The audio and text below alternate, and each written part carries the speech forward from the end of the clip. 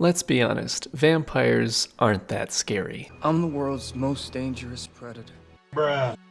If you've watched a movie or TV show with a vampire in it in the last 20 years, it was probably an action movie or a romance. Ready to die. I was born ready, motherfucker. The action movie vampires are basically just gothic superheroes, and the romantic vampires are, well, kind of what vampires through the ages have been, honestly. And you can't solely blame young adult novelists or Hollywood for the lack of scary vampires.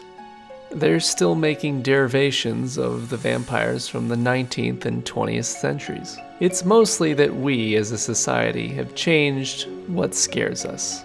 You see, there are two things about vampires that would have terrified a person from the 19th and early 20th centuries: being a foreigner and being sexy. Vampires in stories from this time were foreigners from places that Western Europe considered barbaric.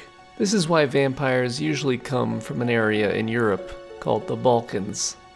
The poorer and nomadic peoples of these areas were known as gypsies and were highly despised by the people of Western Europe, and a vampire kind of represented a metaphorical version of everything that they were terrified of regarding these foreigners.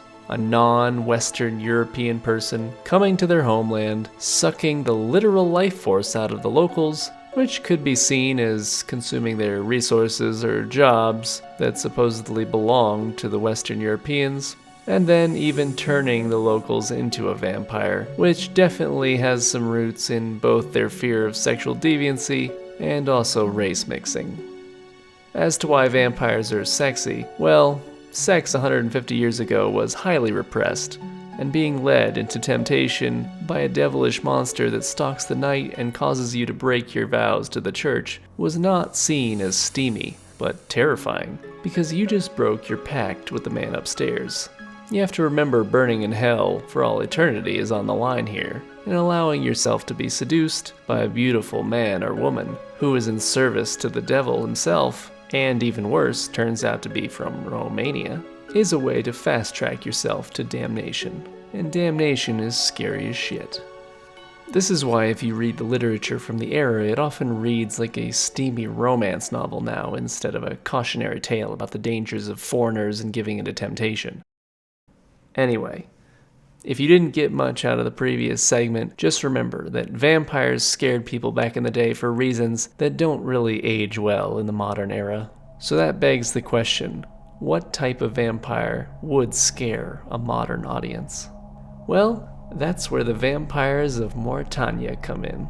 Now, in order to compare to the audiences of the 19th and 20th centuries, what scares a modern audience? The answer is entirely the same. And it would be the same answer for the previous 20 centuries too, probably. It's the unknown. The unknown is what scares us most. It's just that in today's world, we have shrunk down significantly what is unknown to us. We aren't scared of foreigners from strange eastern lands. At least most of us aren't. The same goes for people with differing sexual preferences. It used to terrify people. Now, not so much. But there are still plenty of unknowns that scare us. Cosmic unknowns, primal unknowns, existential unknowns. One of the shortest horror stories ever written was by Frederick Brown, and it goes like this. The last man on earth sat alone in a room. There was a knock at the door. So, why are vampires from this weird little game called Runescape the scariest in over 200 years of vampire literature? It's because the vampires of Runescape contain elements of cosmic horror, which I would argue is the scariest horror for modernity. There is no hard definition of cosmic horror, but it is often characterized as the feeling of gazing up at the sky and realizing there might be beings in the universe that would regard humanity as so insignificant that it might not even be worth their time, let alone their mercy. These vampires come from a completely different planet. They live for thousands of years, and they're more powerful than humans in every way. So far, this might not sound that different than the leather-wearing superhero vampires we see in the action movies. It's really the Mauritanian vampires' philosophy towards humanity that is more disturbing. They treat humanity as livestock. They auction off humans in the town square, much like we would a fat pig. They buy humans as living blood tithes and imprison them in their houses to feed whenever they want, and take as good or poor care of them as they wish. The fear of humanity being stripped from its position in the food chain is one type of fear I can think of, but I think the bigger fear is being stripped from your unique position as a human itself. Imagine aliens descend to Earth and colonize it, and find no reason to give humans any more inherent rights than they do to the mice or ants on it, steamrolling over us and harvesting us with as little thought or emotion as the workers in a meatpacking plant might give to the chicken they're handling. We call them human rights for a reason, as we don't extend them to all life on the planet. Reducing humans to essentially livestock for a more intelligent and advanced species to harvest for food is a terrifying concept, and one of the weirdest arguments for vegetarianism I can think of. The absolute essence of this fear is captured at the end of the quest A Taste for Hope.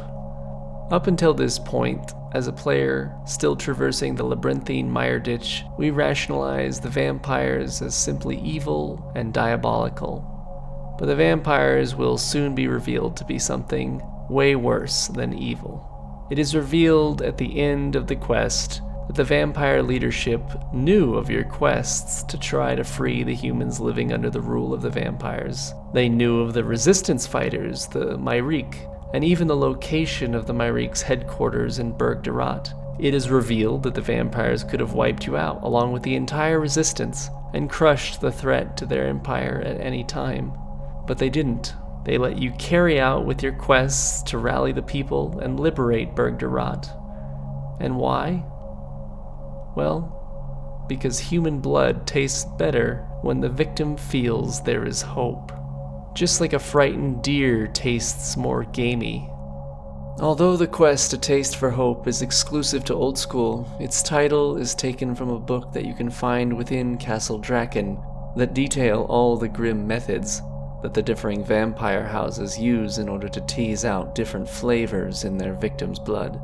Everything from torture and torment to even making their prey feel loved before slaughter. Of course, the taste of hope is Lorniel Draken's personal preference. My favorite blood was always that of my homelands. Blood tinged with a taste of optimism and hope. I have trained my venators to be silent stalkers of their prey. When unable to take their prey unawares, they would allow it to escape and feel safe again before bringing it down. If the animal does not feel threatened before death and instead feels freedom, then the tinge of hopefulness within its blood retains a sweetfulness beyond measure.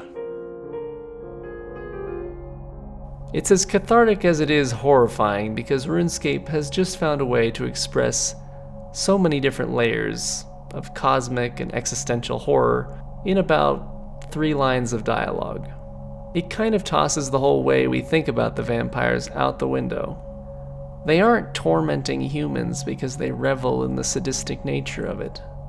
They do it for flavor. Humanity's terror and panic, the essence of human nature itself. Its will to survive is reduced to nothing more than a form of seasoning for a race of beings we can't hope to fully ever understand.